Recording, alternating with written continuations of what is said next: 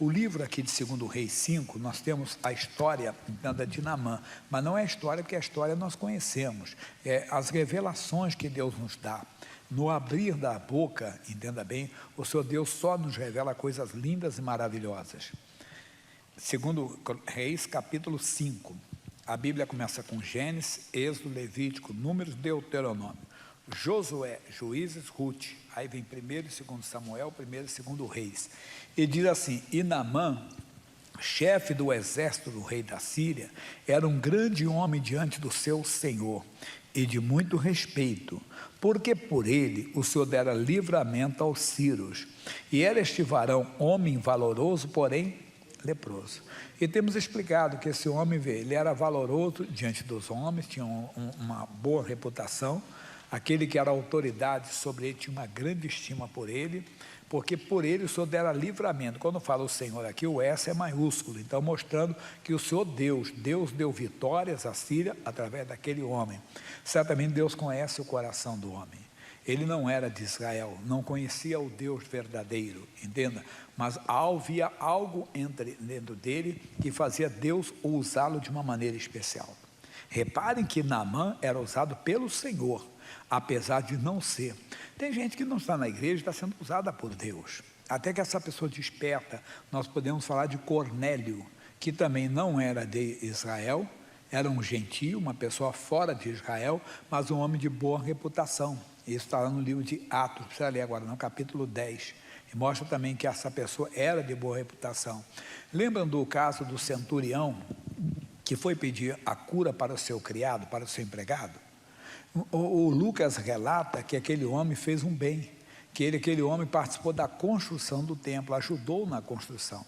Então tem pessoas que estão de fora, que elas estão participando da obra de Deus, mas elas serão alcançadas, porque Deus conhece o coração do homem, e lá dentro, tanto Naamã, como Cornélio, como o centurião de Cafarnaum, são pessoas que verdadeiramente elas querem conhecer a Deus.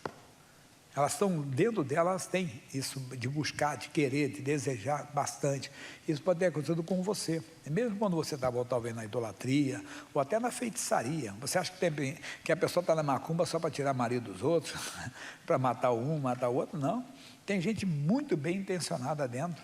Tem gente achando que é uma missão divina. Verdade. Uma senhora, ela foi liberta lá no Rio de Janeiro. Ela era chefe de um terreiro, né? De feitiçaria. Ela foi liberta, mas ela achava que aquilo era uma missão que ela tinha.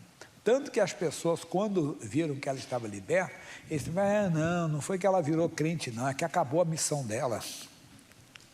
O diabo tenta arrumar essa desculpa. Foi bonita a conversão, já contei para vocês, dona Ercília.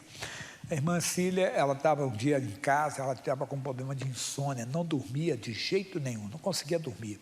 Eu tinha um programa na Rádio Metropolitana, que tem até hoje esse programa lá, 10 horas da noite. E eu fui fazer uma oração e disse: olha, eu vou orar para quem não consegue dormir. O esposo dela, o seu Carlos, irmão Carlos, ele ficava dela assim, a casa, entende? No fundo tinha o terreiro, que era um galpão, e ali que era feita as sessões. E ele, quando ela estava passando lá, disse assim: Ercília, o moço vai rezar na linguagem dele, né? Vai rezar para quem não consegue dormir. Esse é coisa de crente, cara. Eu disse: vem cá, você não está conseguindo dormir. Meu irmãozinho, quando eu estava orando lá na Rádio Metropolitana, no bairro de Inhaúma, eu estava no bairro do colégio, não é tão distante não, mas não é tão pertinho também. E na hora que eu fiz a oração, manifestou o demônio lá, eu sem saber de nada. Demônio que não deixa essa pessoa dormir, que causa insônia, você vai sair agora, onde você estiver, pula para fora, em nome de Jesus. E eu sem saber de nada, manifestou o demônio lá, expulsei, né, lá pela rádio. Depois ela foi para lá e contar: pastor Jaime, foi a melhor noite de sono da minha vida. Aí eu não tive como procurar, entenda, procurar Jesus. Ela foi para a igreja e se converteu. Eu fui lá, na época, era uma imagem grande assim, como se fosse um índio, né? Mas aí foi uma conversão muito bonita dela. Aí as pessoas depois falaram isso. Mas o que eu falei dela? Que ela também tinha, como Naamã, dentro dela, algo de querer encontrar Deus. O Naamã queria. E diz assim, versículo 2: e saíram tropas da Síria e da terra de Israel, levaram presa uma menina que ficou ao serviço da mulher de Naamã. E disse esta à sua senhora: tomara que o meu senhor estivesse diante do profeta que está em Samaria, ele o restauraria da sua lepra.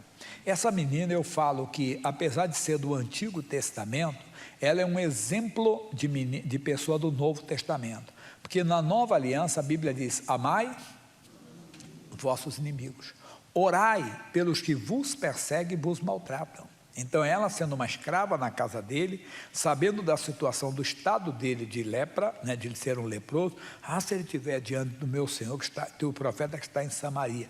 Mas essa moça fica pensando comigo, ela não deve ter visto nele uma pessoa bruta, uma pessoa estúpida, não. Certamente foi até bem recebida lá. E ela mostrou, quer dizer, é dando que se recebe.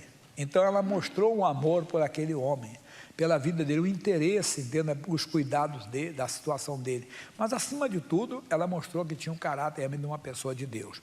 Então entrou Naamã e o notificou a seu senhor, dizendo: assim e assim falou a menina que é da terra de Israel. Olha, majestade, ela disse que há um profeta em Samaria que ele poderia me restaurar da lepra, porque certamente que o recado dela. Então disse o rei da Síria: vai, anda, e enviarei uma carta ao rei de Israel.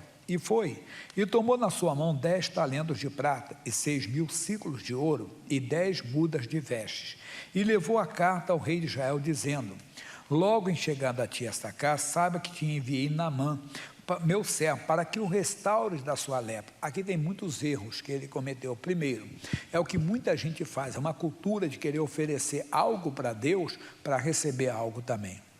Eu costumo dizer que é a cultura da promessa, é a cultura do pagamento, que você não tem que pagar nada para Deus, não tem que oferecer nada para Deus.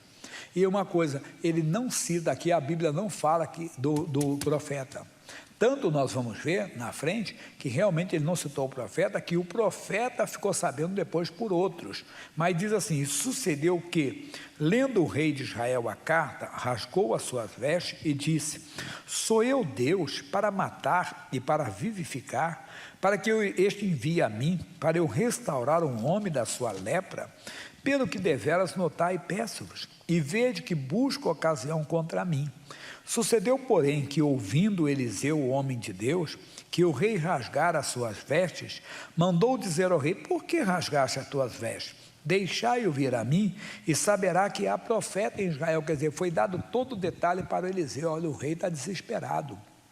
Ele recebeu uma carta do rei da Síria, que está chegando um homem que é general, e esse homem está sendo enviado aqui para ser curado da lepra. E o rei está desesperado, diz: ele não é Deus para fazer isso. E o Eliseu fez o que nós temos que fazer: aproveitar cada ocasião ou cada adversidade para mostrarmos que existe Deus na nossa vida.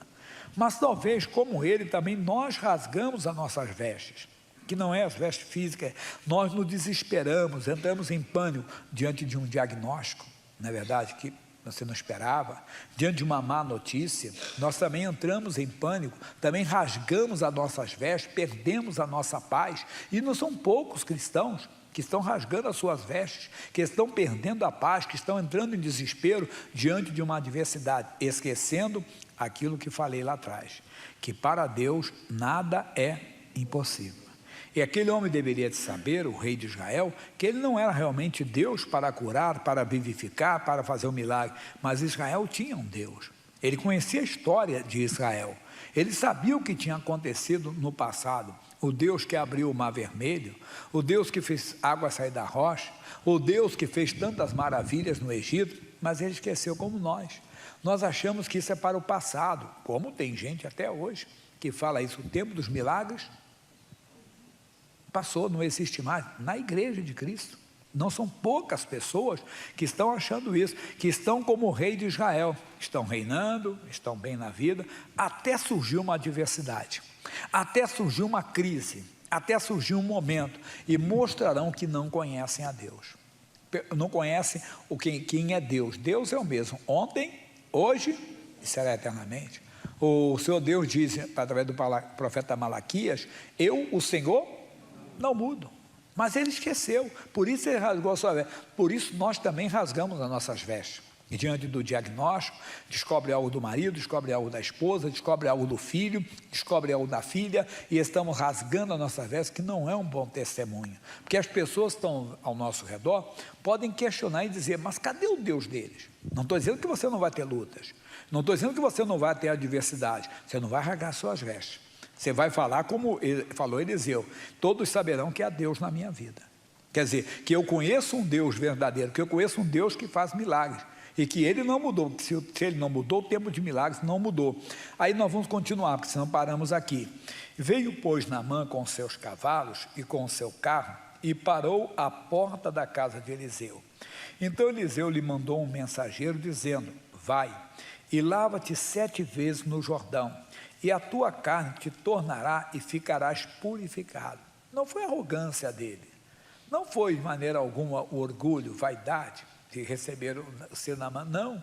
O que foi? Na frente falarei sobre isso.